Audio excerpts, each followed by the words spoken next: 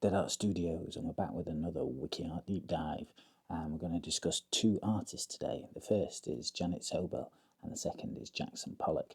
Now, they both have a part to play in the beginnings of American abstract expressionism, and there's some discussion as to who really should get the credit, because we all know that Jackson is one of the most famous artists to have ever lived, and Janet Sobel, you've probably never heard of. Right, let's get going. Got the artwork on the computer on WikiArt. Got a cup of coffee. It's actually cocoa. Far too late for drinking coffee. Got a cup of cocoa. Let's get going. So,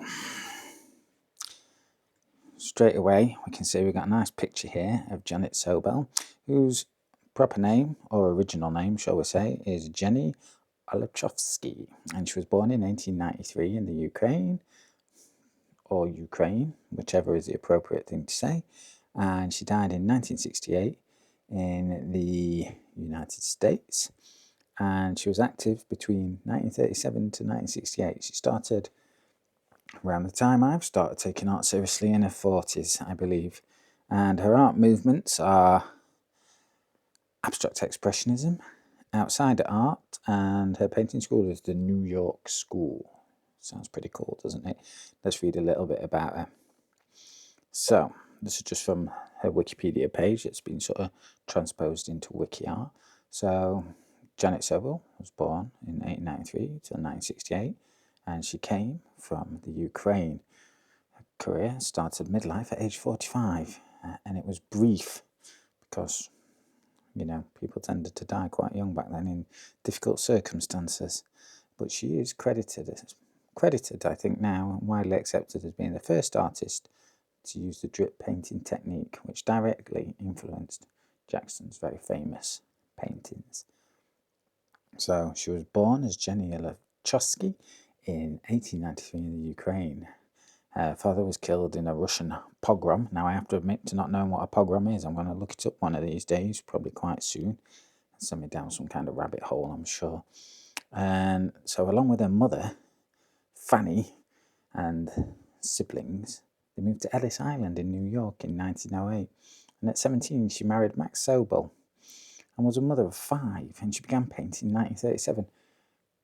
Mother of 5 and starting to paint in 1937. You think about things back then, you know, being so different to now. And in some ways they are, because I'm not sure there's many mother of 5s taking up painting at the age of 45 and making a name for themselves. And she did make a name for herself, even though she was probably a little bit looked over into her actual role in the beginnings of abstract expressionism.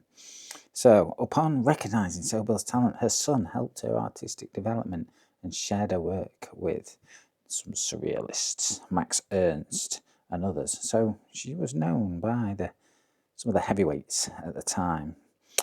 So, primarily a housewife, Clement Greenberg, an art authority in Sobel's time, wrote on avant-garde painting and positioned that Sobel as a forerunner of abstract expressionism, but he made sure to emphasise that her work was inferior to Pollock's by reducing it as primitive and that of a housewife.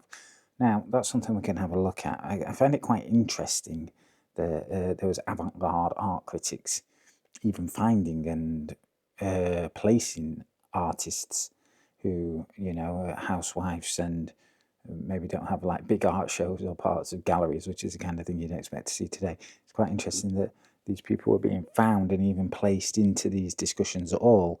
I certainly don't think it'd be happening today, you know, that some kind of mother somewhere of 5 children on maybe a British council estate who happens to be doing some art would be likened, you know, to somebody who would be equivalent probably to Banksy. You know, the link is unlikely to be made. But back then, when, you know, media was more concentrated and smaller, and, you know, to some degree, I think there was a lot more academics involved, and they were like writing essays and discussing things and coming up with theories of art and socialism and all sorts of things that was more likely maybe to be discussed. Where are we then? But Peggy Guggenheim did include Sobel's work in the Art of This Century gallery in 1945. So even though people are saying she was overlooked, she did have some art included in the Guggenheim Gallery, so that's quite impressive. What's this say? As described, some of her work is related to the so-called drip paintings of Jackson Pollock. We all know them. We'll be looking at them in a bit. And he admitted himself that they made an impression on him. Now, was he a big old copycat? I don't really think so.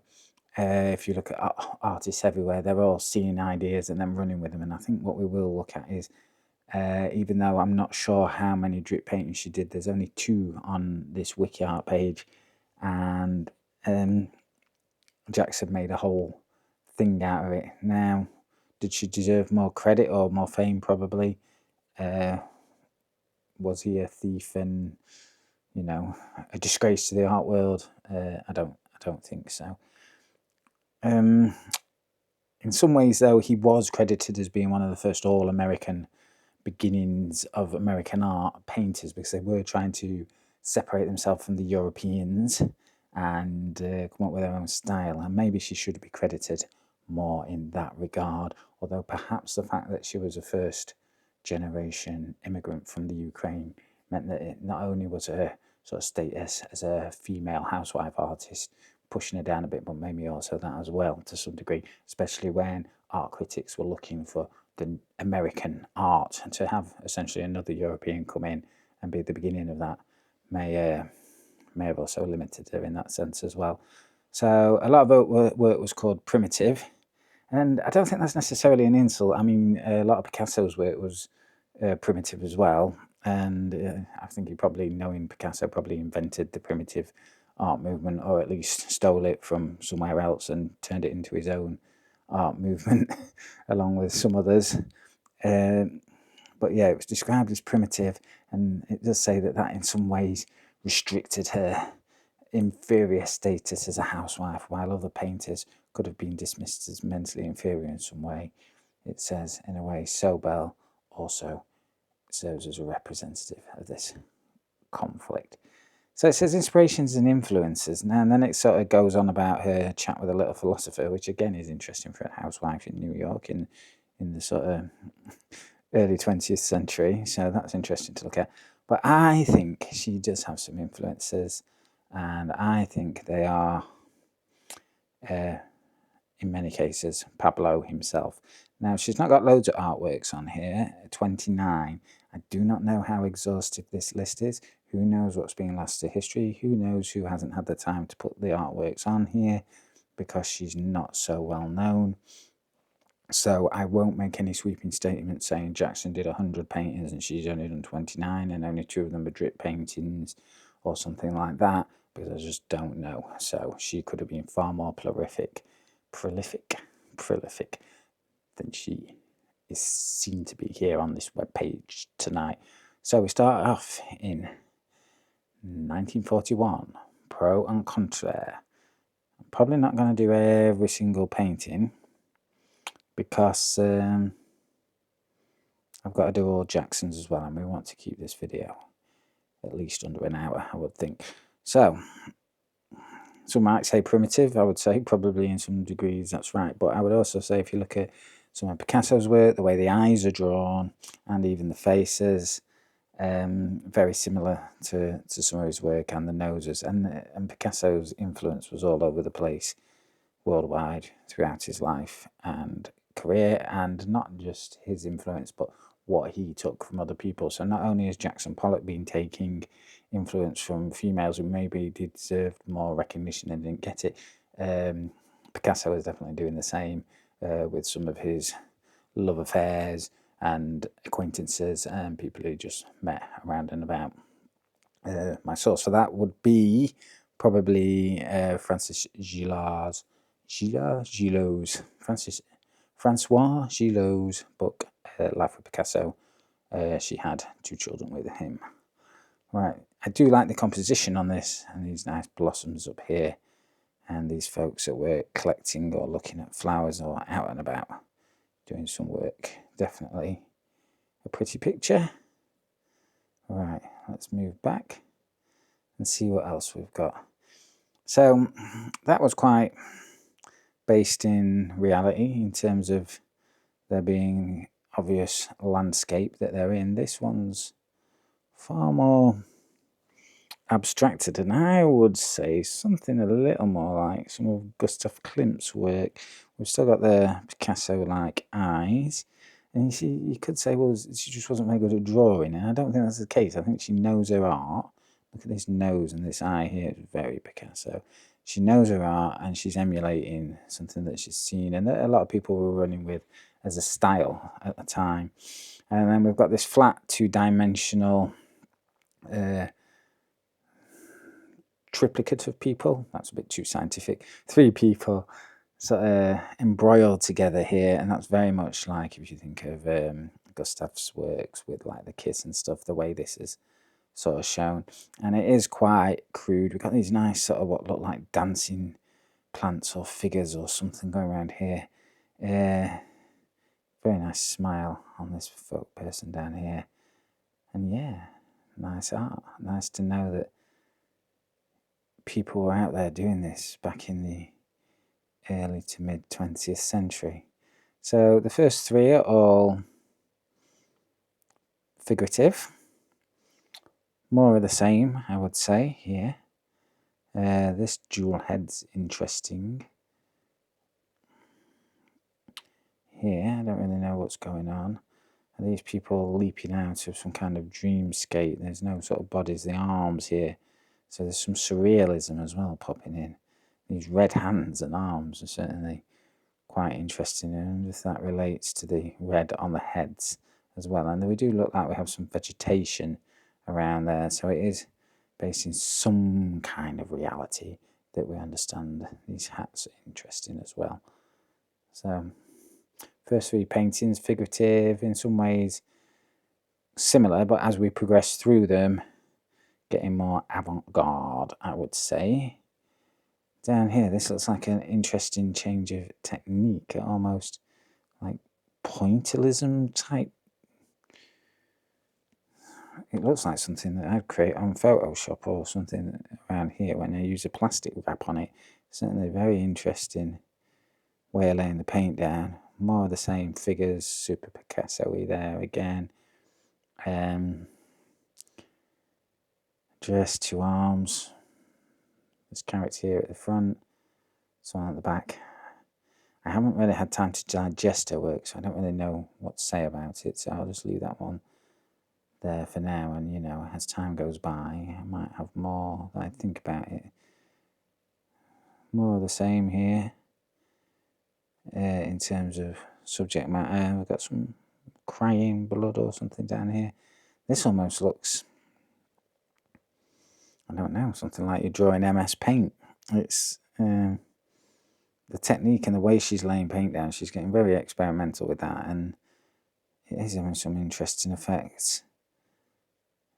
Okay, well, we've got no sign. We're at 1943, no sign of the drip painting yet. That's symbolism, apparently, and that's the kind of thing that Gustav was doing. Now we're starting to look a bit more drippy down there, but first we've got this somber looking painting here. Is this some kind of, I don't know, it says funeral to me. I don't understand. These could be some kind of maybe Ukrainian traditional dress or something, and related to Christianity as well. Maybe this, I'd say it's a funeral, but I don't know. And again, the Picasso faces. So when people are saying their art is in the primitive style, maybe other people have then reinterpreted that as her being put down, but actually it was Picasso was taking this primitive style from like African artwork and masks and things that he's seen and incorporating it into his paintings, and then along with Cubism deconstructing it further and completely rearranging faces. I would like to do a deep dive on Picasso, but he's got like 1,000 paintings that take a long time to do. Maybe we can just go through different parts of his career and we could look at those faces in relation to Janet Sobel. That could be quite nice to do. So the next 3 is a departure from the figurative, or just about, because I can see a little bit of a face in here. Just need the internet to catch up. This is the kind of thing you don't need happening when you're trying to do a deep dive. Take the opportunity to have a drink of cocoa. So let's have a look. A little face there, but a much more abstract, patterned painting overall. Some nice yellows and greens and reds in there. A bit like Joan Mitchell, who we discussed last week. Nice little sprite-like face up there. So we're heading in a new direction, almost total abstraction and patterns. And here we are, maybe a little bit further on from that. Come on, internet, you're supposed to be powerful and fast. All right, got a little figure here, almost like a swaddled baby. Got some faces and such up here, right here. She's moving on, isn't she? She's moving away. She's kept some of her old ideas, and then there's some new ideas coming in. Interesting. Would I hang any of this stuff? Maybe the second one up here, I do like. Maybe even this first one. Not so sure about any of the others up until Milky Way, and this is where we see our first drip painting. The beginnings of abstract expressionism right here. And do you know what? This has as much finesse as any of the Pollock's paintings. It's beautifully signed down here as well. And look here, these nice patterns in black and the dripping of the paint rhythmically placed down. And it's called rhythm painting as well, to some degree. And some people argue that like the reflection of the motion of the artist is in the painting, and that's what's the more important thing, is the fact that they were using rhythm and motion. Other people have argued that it's the effect it creates is what you should be looking at, not so much thinking about the motion, but thinking about what's right in front of you. I lean a little bit more towards the second on that, and looking at the overall effect of the painting itself, ignoring the fact that the painter was moving around. And I don't know how big this one is. Like Jackson's were massive, so he did have to move around. But this one, I don't really know. Beautiful. Would I hang it? Certainly would. And there we go. Abstract Expressionism. Now, is this before Rothko and de Kooning were doing their thing? Don't really know. Was she the first? Style, automatic painting. Interesting. I sometimes think I'm an automatic painter.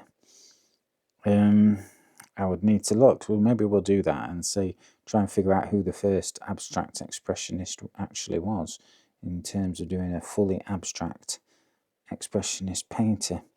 So then we're back to the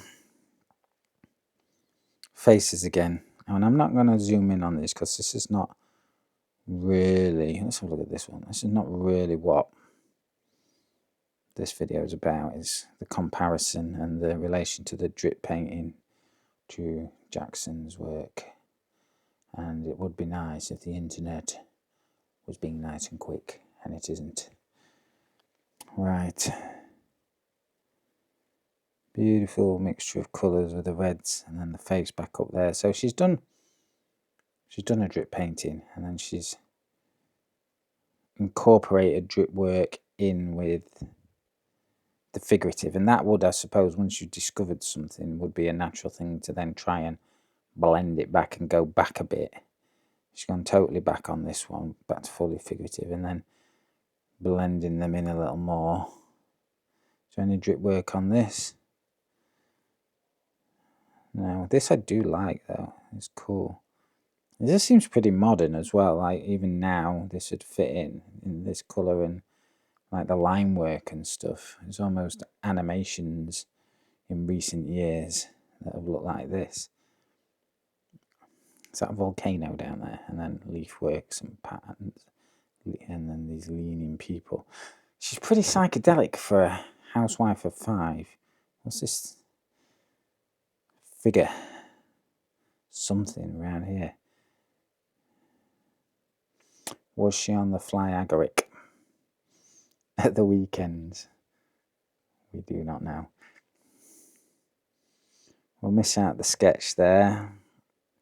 Has this got some drip work on it? I think so.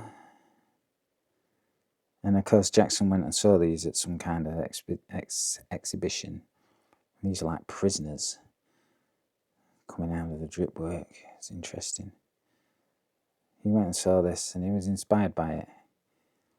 And then here we go, the second fully drippy painting, which this one's untitled. The first was called Milky Way, and this is about 1946. And let's have a look. Beautiful sprayed gold in the background. I don't know how big this was either, it'd be nice to know. And then these lilacs and reds and blacks, fairly evenly and rhythmically spread across what I assume is canvas, but I don't know. She may have worked on board or linen. Yes, we'll bear these in mind for when we see Jackson's work. No clue on size.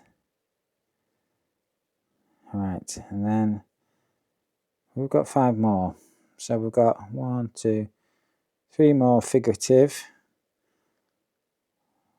Another figurative. This one's got a spooky blue dude in the corner. Let's have a look. Check this guy out here walking in on these two. Intriguing. 1943, and there's people doing this stuff. Look at the eye. This stuff, you know, this is almost informing some of Basquiat's work, I would say. I wonder if he was aware of her. Wouldn't surprise me.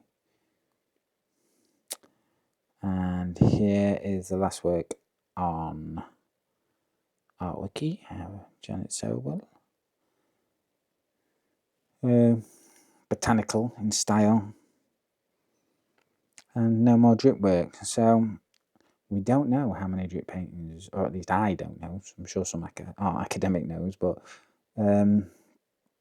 we've got 2, I would say, full abstract expressionist drip paintings, and then 1 or 2 mixed with a figurative. And that seems to be the extent of a foray into that genre. So let's compare that to Jackson. And he did not start off doing, let's help if I could type, doing abstract expressionism, and he was on the search for the new American art, different from anything seen before. There he is, dripping away, smoking a cigarette, using some paint he's just found in the garage because he's tough and a man, and he's dribbling sand on painting, apparently. Wow.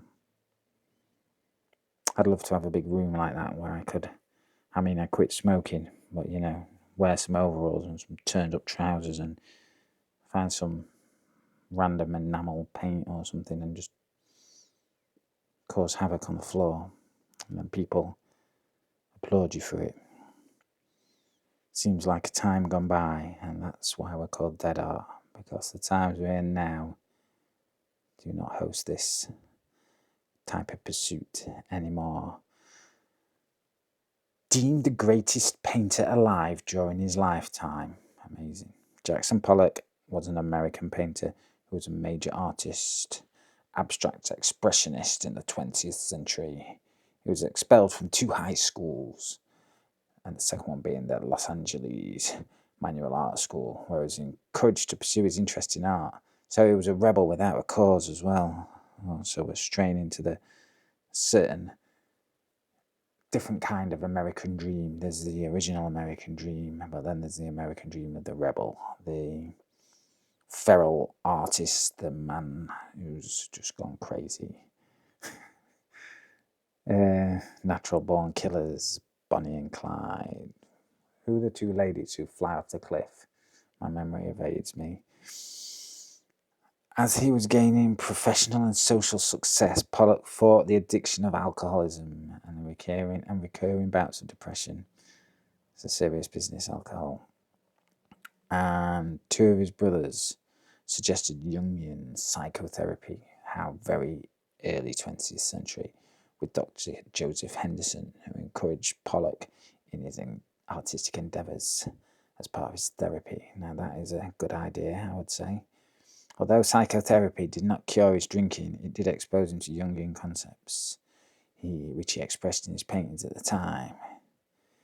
In 1945, he moved with his wife, who I think had a massive amount of influence on like getting his artwork out there, because he really was an introvert, I think, and spent a lot of time drunk and depressed. And I think she was an important part of making him become the greatest painter alive.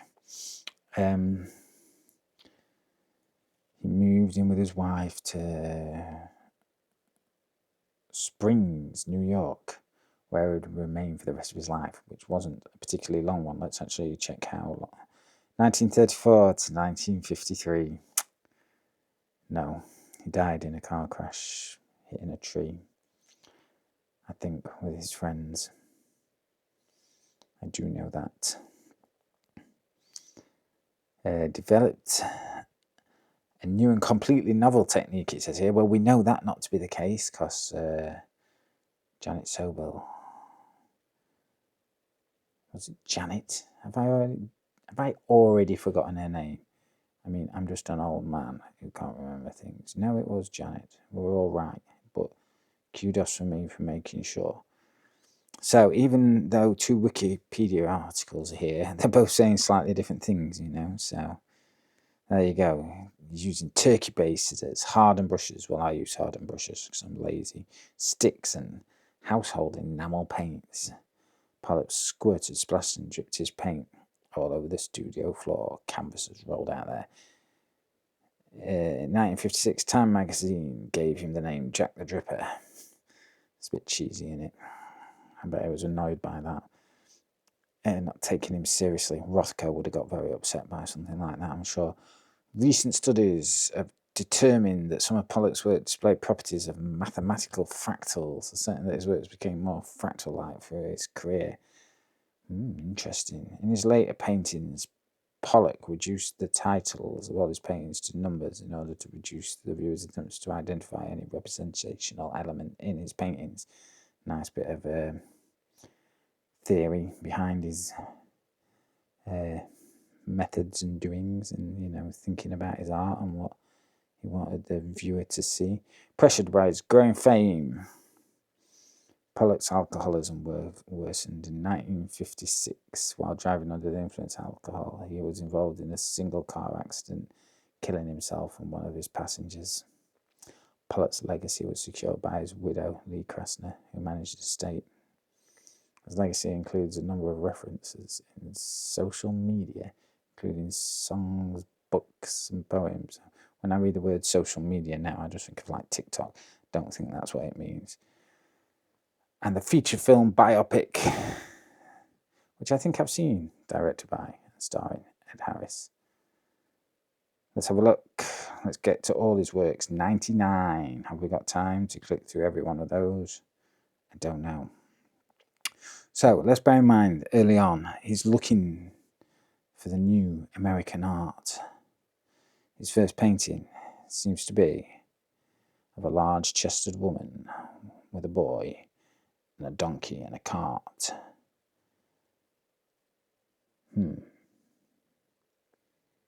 Interesting angle of the wheel there. It's like the donkey's almost turned side on and the wheel's almost breaking. There's a degree of Fauvism in this, and I do like it, but it's not the new American art, is it? Expressionism is the given style there. Going west. We're American and we're heading west. We've got some horses and carts and we're heading out over the mountains and there's gold in them hills. And the sky is almost exactly something that Van Gogh might have done. So he's looking, isn't he? He's still probably cursing. He's probably painted it and it's a nice painting. He's gone, damn you, Jackson. All you've done here is rip off some goddamn European, Van Gogh. And he was even more depressed and angry than you were, Jackson, you fool. I mean, he might not have said that, but probably what I would have said. Figures in a landscape. Lithography. Picasso liked a bit of lithography as well. Let's have a look. Maybe I'd do some one day. Spooky.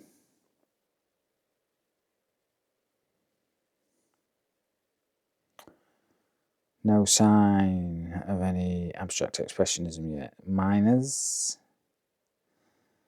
This is some nice sort of working American sort of fodder, isn't it? It'll probably go down quite well now in the US of A. Beautiful. Beautiful sketch. And these working minors here. I love this bit up here. Definite hint of modernism in it. I just like the way we've got this border here, and then over here it's not there and signed. It's nice. Dark and light. Where's the light coming from? Interesting. It's a railway, a miner's railway, maybe at the top of the mine. Who knows? More expressionism. Landscape with steer. I do know that steer, something to do with ranching, some kind of, it's either a horse or a cow. It's a cow, isn't it, of some kind. Forgive me, Americans, for not knowing about steers. I do remember the line in Full Metal Jacket. If you know that, leave a comment or a like. Is that what they say? Landscape with steer again. Lithography, yes. It's in the Museum of Modern Art. I can't recall seeing it when I was there. Was it on display? I don't know. So this was quite small as well, 34 centimeters by 47. Interesting. It's the kind of size that I work at. Maybe my days to come will be on larger paintings. We've got a circle. Can't get along with circle paintings for some reason.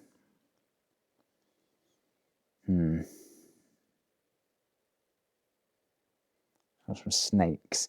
It's kind of jostling around, isn't he?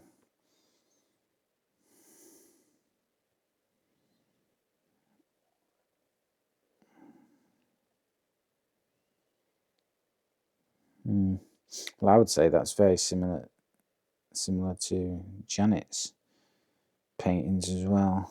1938, before she was active though, really.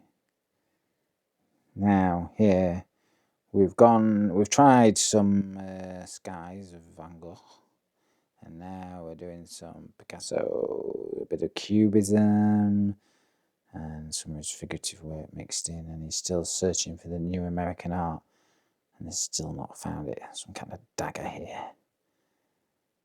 Cubism's found its way to America. 38 to 40. And I imagine we'll see a little bit more. That's a lot cruder. Figurative, apparently. Yeah. Gouache and Indian ink. He's using a lot of different techniques as well, and which is interesting. Gouache. So, figure down here. Would we hang anything yet? I mean, the untitled naked man with knife, pretty impressive. This miners would be on my wall. Might even have the peddler up there, his first one. Going west. Probably not for me. Next, sort of more cubism style, figurative work. Nice bit of paper there. So, he's just playing here. This isn't even supposed to be on sale or anything, is it? It's just stuff that people have found of his and have saved. I'd be, in some ways, if I was killed in a car crash. I hope I'm not. And then people somehow, I mean, I haven't got any big pieces, so it wouldn't happen. But if they were going through my sketchbook and then putting it on WikiArt, I'd probably be a bit embarrassed. I'd be like, what are you putting that on for? We're just messing around. Nowhere to hide. Well, this is almost like Guernica, isn't it? How big is it? I don't know. Yeah, like 30 by. It's just sketching.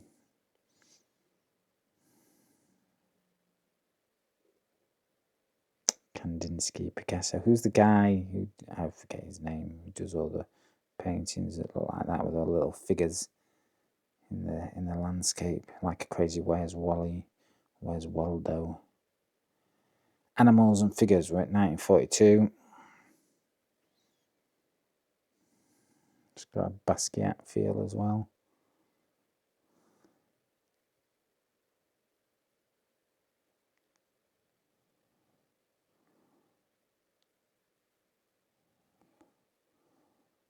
Moon Woman, love the name. That's in Venice, Italy. Now, I have been to an art gallery in Venice, Italy, but it was many years ago when I was a young man, and I don't know if I've seen this or not. Picasso eyes, very abstracted. So he's heading towards the abstract now. He's moving away from the expressionism. He's going to the abstract, and now he just has to combine the two to get abstract expressionism. Oh, we've got a painting by Picasso over here.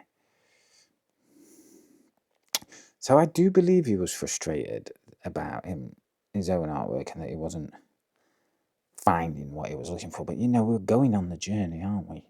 I understand it. That's how I feel about my art. Everything's a failure. I've not found what I'm looking for. This is cool. It's got almost this up here. Look at this. Got Basquiat's right here. Look. A lot of people talk about Basquiat as a pioneer of, let's say, African-American art or black art. And he was, but he was taken from all over the place in art history, and he knew his art history. And you can tell that by looking at these works that are well before he was born. Interesting.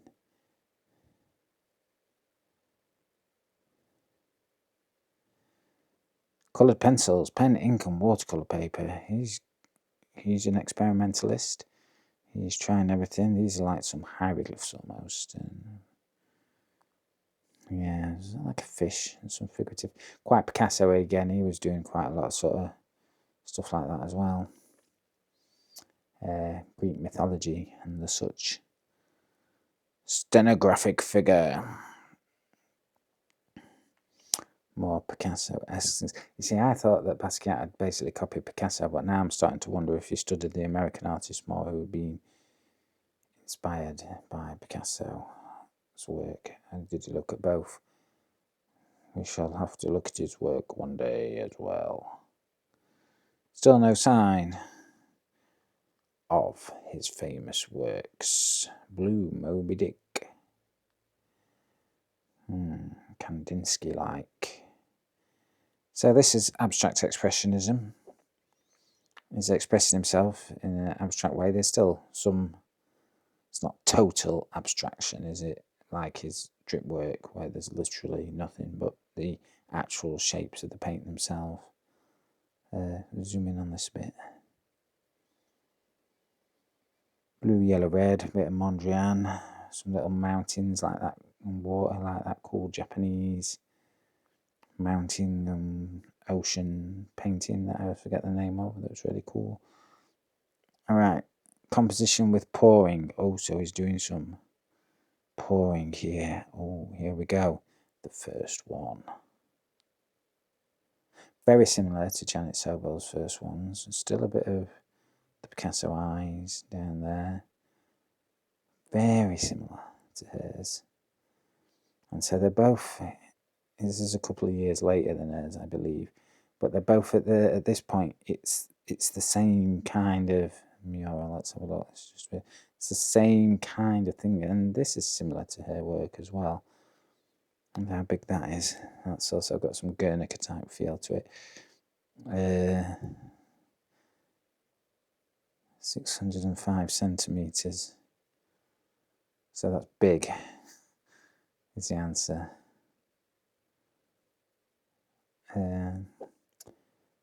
2 meters, 2.47 meters by 6 meters. Is that correct? Oh, I forgot how many. There's 100 centimeters in a meter, isn't there? I'm just trying to make sure that, I know there is, but like, that's massive. That must look very impressive. So yeah, very like the idea of Guernica in some ways. Was he famous at this point? Because I haven't got anywhere to put a 6 meter painting in my garage. Maybe he just rolled them up and then they were framed later. Very interesting. 6 meters. So he hadn't really done any pouring on that mural. I don't know how successful he was or well known he was at this point. But his first pouring is very similar to Janet Sobel's. And this is a bit Picasso-y sketchy again. But they're showing stuff that he's been doing in his spare time. He wasn't exhibiting that, was he? And we've got some more pouring here. So it's interesting that the first pourings kind of represented the other works and are similar to Janet Sobel's, but I think the later ones, like this little moon face here, I think the later ones have a different look to them, where maybe rhythm does come into it more actually, and geometry. And he's just gone away from it a little bit again there.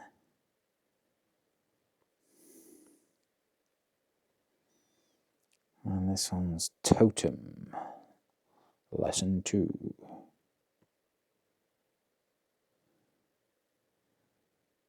There again, reminding me of Basquiat. What's this all about? That's nice.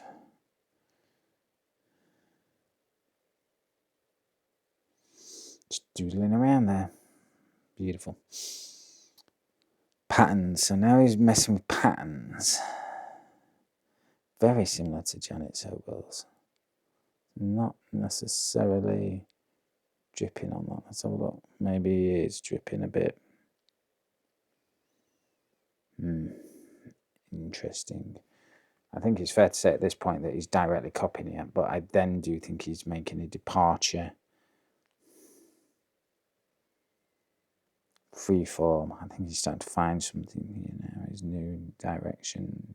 Freeform, man. I think he takes it somewhere else. For whatever reason, age or illness or just not doing it, Janet stopped. Jackson's carrying on. Taking it to a conclusion, a different place anyway. Eyes in the heart.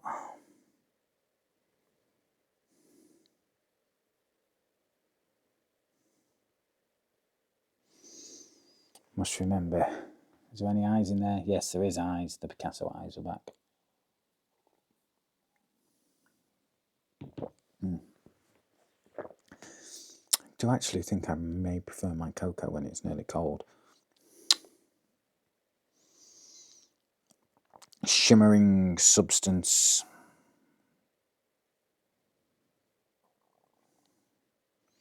We've got a lot of artworks to get through, so let's ignore these three, which are again more Picasso-y. Alchemy. Okay, so I'm going to say this is where we're heading into Jackson Pollock proper. This is different from Janet Sobel's work. These curves and shapes. It's giving a different vibe, and the black as well. Full Fathom 5. Oh, look at that. It's nice layering of paint, that is. This has got like a Joe Mitchell feel to it. As less drippy, more splatty and spready. Love the orange and the white and black. That's colours I use sometimes as well. I haven't tried it with this nice turquoise though, something to remember. And here we are, we're getting very Pollocky now, aren't we? Number 32. So is all Jackson's paintings on here? I'm guessing not. Same colours, black, white, orange, and a bit of the green. A little bit of yellow up there. Nearly closed the old window then, that would have been a disaster. It's got some drawings coming back again. Some cubist style, surrealist sketches. Reflection of the Big Dipper.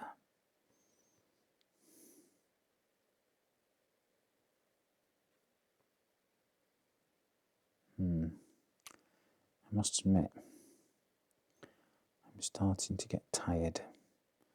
It's been a long day. Physical. Run 10k. Been making shelves out of scaffold boards. Very Jackson Pollock manly pursuits. This is very Pollocky but quite simple. It feels French for some reason, I don't know why.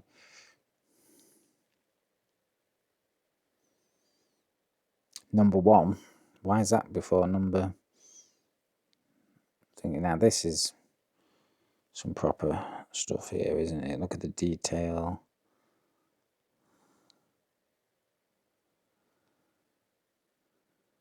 And this is true abstract expressionism. No identifiable like things like eyes or heads or faces other than what you might see in a sort of hallucination, let's say.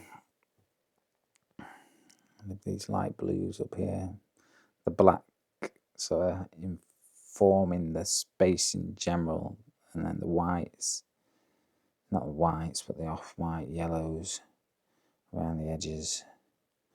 Number 1, it certainly is.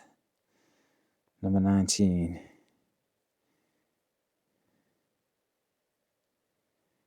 Very nice. Ooh.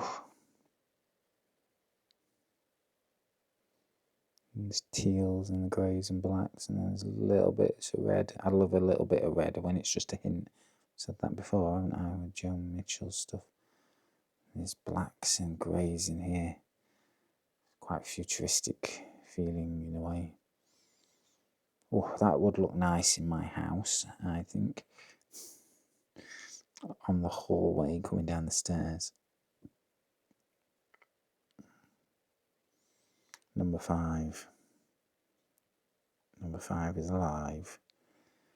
I prefer the other one. It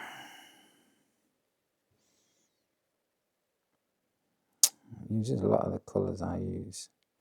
Maybe I need to find some random household paints and try this out for myself.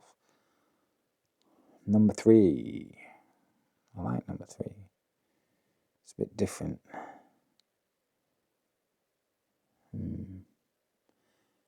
And this is, at this point, what the Americans are now going to say. This is American art, abstract expressionism, Rothko, Pollock. We're here, and this is what it is. And Picasso and everyone's looking at this because they're still active. I think maybe Matisse has died. I don't know. Was he alive? I'll have to find out. This is what I love about art history. You start asking these questions. Was Matisse alive in 1948?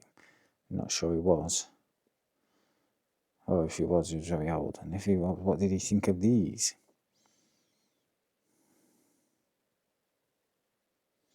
Number 4, grey and red.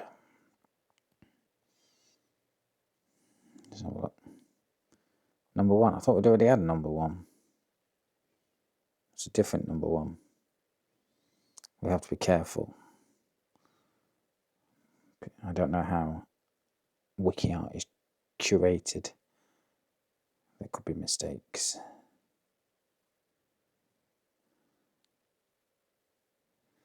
I wonder what the how whether enamel paints have good properties for conservational purposes.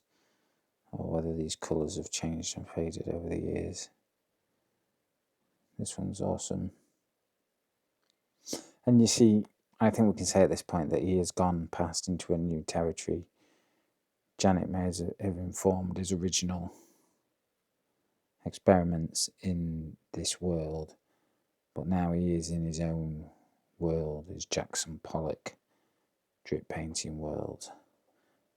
And as far as I know at this point, there's only him in this space, and it's his space now.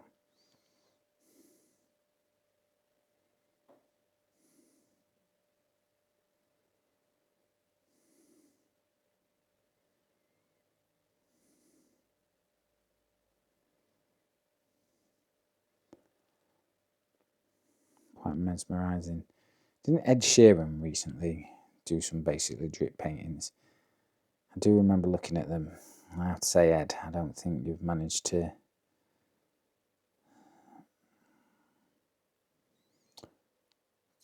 do what Jackson did.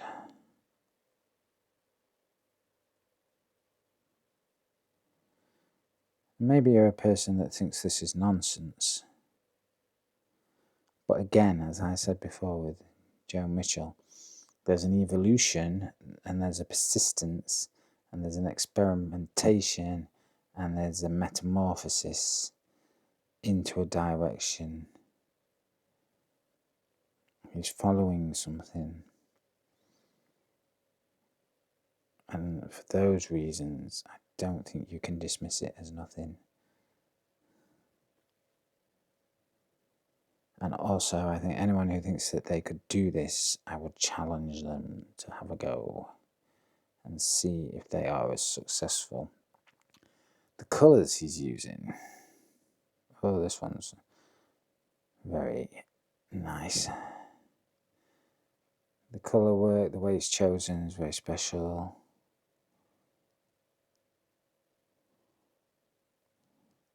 Very unique. And you know, we all should have a go. Maybe if you tried it, you would be amazing at it. But I think if you did try it, if you were a skeptic, you'd try it and you'd like it. You'd be converted.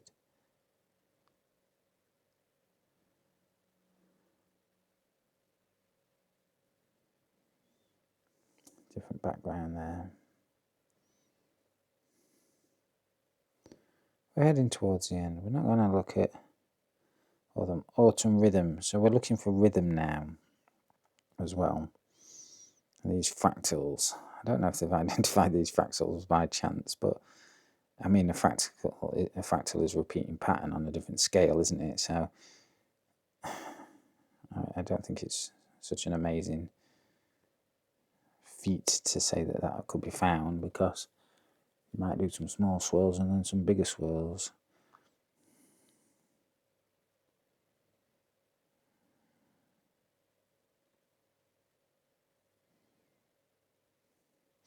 Where would he have gone if he hadn't hit the tree? What would have happened? Would he have carried on doing this? I think this is one of my favourites right here. Has he even put a bit of metal, like perforated metal sheeting in there? I mean, this is garage work right there, isn't it? It's almost like I can imagine that being on some white perspex. And then this, like, sheeting. This is like what you get on the grill on the top of your extract fan hood. Cut out. This is masculinity right here in art. The garage.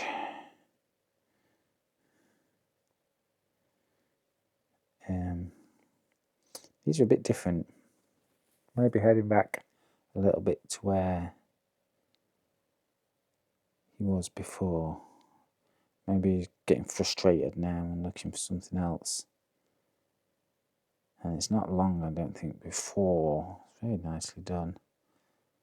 Before his death now, we're heading towards who knows where his depression and drinking is taking him. And we don't know how often he was out driving his car at extreme speeds when drunk. So we can't really say.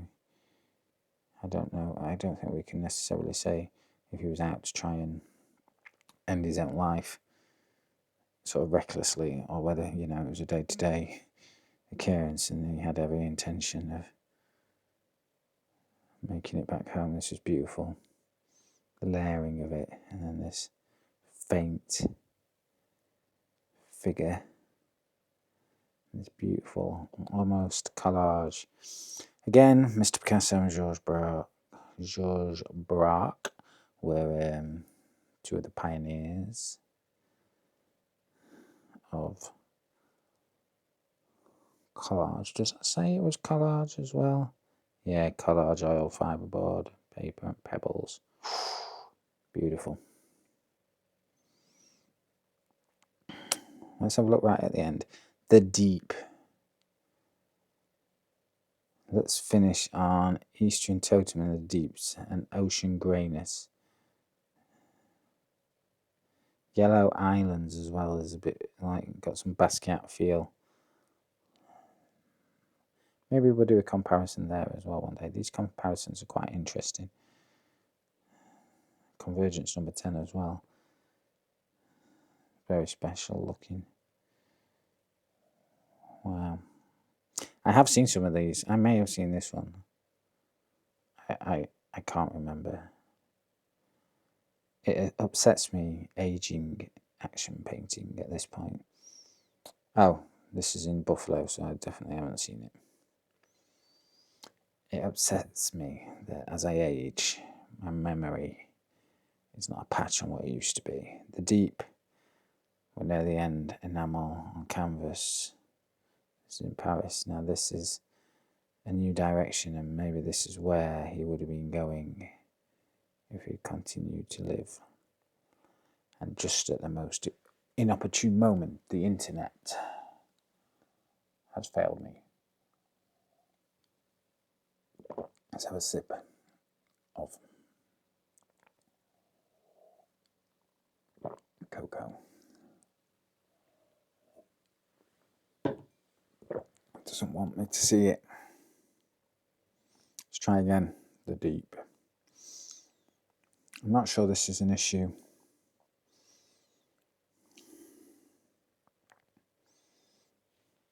With the internet in my house. What's this one? Easter and the Totem. There's another totem then. Back to abstract expressionism rather than action painting. They don't want to load. What an upsetting end. Much like Jackson's life itself. Let's have one more go, getting the deep up. And I'm always interested in the last paintings that artists do, because they always seem to be a little bit different to their previous works. We're not going to see it, guys. Go and look at it yourself. We can probably just pinch in this central deep abyss. These beautiful white and limey colours around. Beautifully done. Does he deserve his accolades? He certainly does. Does Janet Sobel? She does. She was a pioneer. She started something off. Was she as accomplished at the end of her short career as Jackson? No, probably not. But she started something, and that's what matters in that case. And these are some of the greatest pieces of American art that there'll ever be.